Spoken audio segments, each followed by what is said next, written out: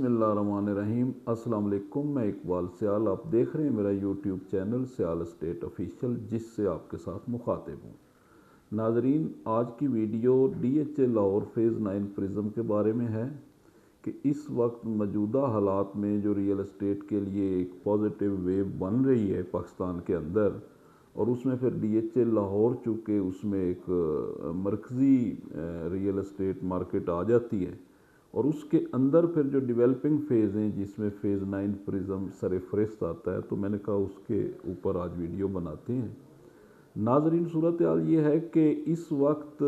जितनी भी ख़बरें आ रही हैं अभी ख़बरें ही, तो इनके अंदर जो बात अभी तक समझ आई है अपने तजर्बे में, वो ये है कि फ़र्ज़ किया गवर्नमेंट की तरफ से कुछ चीज़ें सुनने में आ रही हैं कि वो ओवरसीज़ को कोई रिलीफ देने जा रहे हैं हाउसिंग सेक्टर में ख़ास कर। उसके अलावा बाकी रियल एस्टेट के लिए कुछ सोचा जा रहा है, या आने वाले दिनों में कुछ ख़बरें बाहर आएंगी कि उसके लिए कोई बेहतरी का गवर्नमेंट की तरफ से टैक्स रिलीफ के बारे में। उसके अलावा जो ये मौजूदा जंग के हालात बने हुए हैं, तो इनमें जो हमारे मशरिक़ वस्ता के हालात हैं, ख़ास कर UAE और उसमें दुबई, चूँकि दुबई भी एक रियल एस्टेट की बड़ी मंडी है और उसमें हमारे पाकिस्तान से काफ़ी वहाँ पे इन्वेस्टर जाके इन्वेस्टमेंट करते रहते हैं, तो उनके बारे में भी यही है कि वो इन्वेस्टमेंट भी वापस आएगी। लेकिन मैंने पिछली वीडियो में ये तो बताया था कि फ़ौरी नहीं आएगी, आहिस्ता आहिस्ता आएगी, लेकिन वो एक इस ख़बर के फैलने से भी रियल एस्टेट की मार्केट में वो पॉजिटिव एक चीज़ आई है। तो ये सारी चीज़ें अगर हम कैलकुलेट करें, और एक ख़बर कल गुज़री है, मैं पढ़ रहा था उसको, कि कुछ गवर्नमेंट इस तरह से भी सोच रही है कि जो लास्ट एमनेस्टी दी थी गालबन 2014 में, तो उसमें वो जो गवर्नमेंट को तो अच्छा खासा उसमें टैक्स मिल गया था, और वो मोस्टली इन्वेस्टमेंट बाहर चली गई थी। तो और गवर्नमेंट कुछ इस बारे में सोच रही है, ये सुनने में आया, कहीं ख़बर पड़ी है, तो कि भाई वो भी वापस लाने के लिए कोई उन लोगों के लिए भी पैकेज तैयार शायद किया जाए।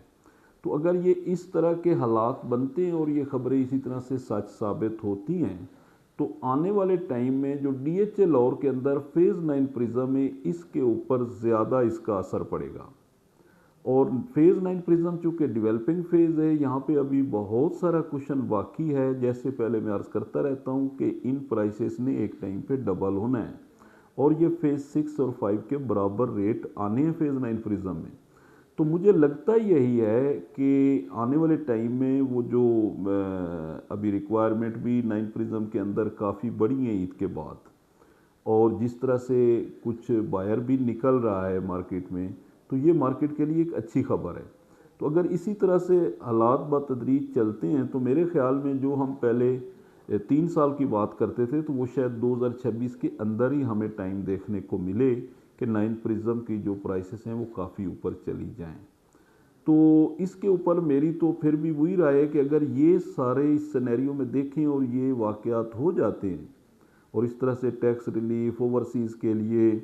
वगैरह वगैरह, तो मेरे ख़्याल में ये चीज़ें जो है ना रियल एस्टेट के लिए बेहतर है। और DHA लाहौर के अंदर ओवरऑल DHA में फ़र्क पड़ेगा, जिस तरह से फ़ेज़ 7 है उस पर भी कुछ पड़ेगा, फ़ेज़ 6 में थोड़ा कम पड़ेगा, चूँकि वहाँ पे अब इन्वेस्टर इतना नहीं है, वो तो जेन्युइन घर बनाने वाले लोग हैं। तो इसका जो ज़्यादा असर है वो 9 प्रिज्म पे पड़ना है। तो मेरे ख़्याल में जो ख़रीदार है उसके लिए ये बेस्ट टाइम है कि जिसने भी इन्वेस्टमेंट करनी है पाकिस्तान के अंदर, उसके लिए DHA लाहौर में फ़ेज़ 9 प्रिज्म सबसे बेस्ट है। अब उसमें आगे फिर डिपेंड करता है उनकी रेंज के ऊपर। यहाँ पे इस वक्त पता है आपको कि 5 मरला की जो प्राइसेस चल रही हैं वो कोई 50-55 लाख से लेके 1 करोड़ के आसपास हैं। मेरे ख्याल में ये मिनिमम प्राइसेस हैं, चूँकि इसके अंदर पहले ये करोड़ प्लस में भी 5 मरला के आज से 3 साल पहले प्लॉट बिकते रहे हैं। तो जैसे मार्केट चलेगी तो ये भी करोड़ में कोई मिनिमम वाला प्लॉट रह जाएगा, नहीं तो ये 1.5 करोड़ तक के रेट हो सकते हैं। इसी तरह से 10 मरला जो है वो किसी सेक्टर में तो अब एक 70-75 के भी रेट हैं, लेकिन वो स्टार्ट एक 15-20 या एक 25 से स्टार्ट हो जाती प्राइसेस। मेरे ख्याल में अगर ये मार्केट इसी तरह से पॉजिटिव चलती रहती है तो ये प्राइसेस भी बहुत ज़्यादा बढ़ जाएंगी, फिर हमें मिनिमम 10 मरला में कोई 170-75 वाली चीज़ मिलेगी। और कनाल की भी बड़े कंट्रोल रेट इस वक्त चल रहे हैं, मिनिमम हम कोई 160-70 में चीज़ देख लेते हैं और मैक्सिमम कोई हम 3 करोड़ 50-60 लाख में। और आपके सामने है कि फ़ेज़ 9 प्रिज्म खूबसूरती के लिहाज से, अप्रोच के लिहाज से बाकी फेजेज़ से नुमाया है, चूँकि रिंग रोड के इंटरचेंज इसके अंदर है, उसके अलावा सिग्नल फ्री पूरे फेज़ को बनाया है और इसकी जो अप्रोच है वो बड़ी अच्छी है। तो लिहाजा जैसे ही अब कंस्ट्रक्शन तेज़ी से हो रही है तो वहाँ पे जैसे ही कोई घर ज़्यादा बनेंगे, यही मार्केट के हालात रहते हैं जो ईद के बाद अभी बेहतरी की तरफ है, तो मेरे ख्याल में कनाल वहाँ पे मिनिमम भी हमें 250 से ऊपर ही कहीं मिलेगा और फिर मैक्सिमम तो वो फेज़ 6 और 5 वाली बात है कि वो वहाँ तक भी पहुँच सकते हैं। तो ये 2026 रियल एस्टेट के लिए और ख़ासकर DHL और में फ़ेज़ 9 प्रिज्म के लिए मुझे तो बहुत ही फ्रूटफुल लग रहा है कि आने वाले टाइम में इंशाल्लाह यहाँ पे इन्वेस्टर को काफ़ी फ़ायदा होगा। और दूसरे नंबर पे जो जेन्युइन घर बनाने वाले लोग हैं उनके लिए भी ये बेहतरीन टाइम है कि DHA के एक लग्जरी फेज़ की सहूलियात को अगर एंजॉय करना है तो उसके लिए ये बेहतरीन टाइम है कि बजाय कल को 5-6 करोड़ का प्लॉट ख़रीदें, आज 2 करोड़ से लेके 3 के दरमियान अच्छा कनाल का प्लॉट मिल जाता है घर बनाने के लिए, तो उनके लिए भी ये नादिर मौका है। उसके अलावा जो बिल्डर्स हजरात हैं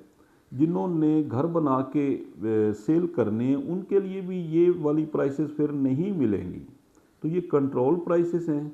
मार्केट चूँकि एक वो मूव पकड़ रही है तो मेरे ख्याल में ये बेहतरीन टाइम है ख़रीदारी के लिए। मैंने कहा नाज़रीन को आगाह कर दूँ, बहुत बहुत शुक्रिया, दुआओं में याद रखिएगा। अल्लाह हाफ़िज़।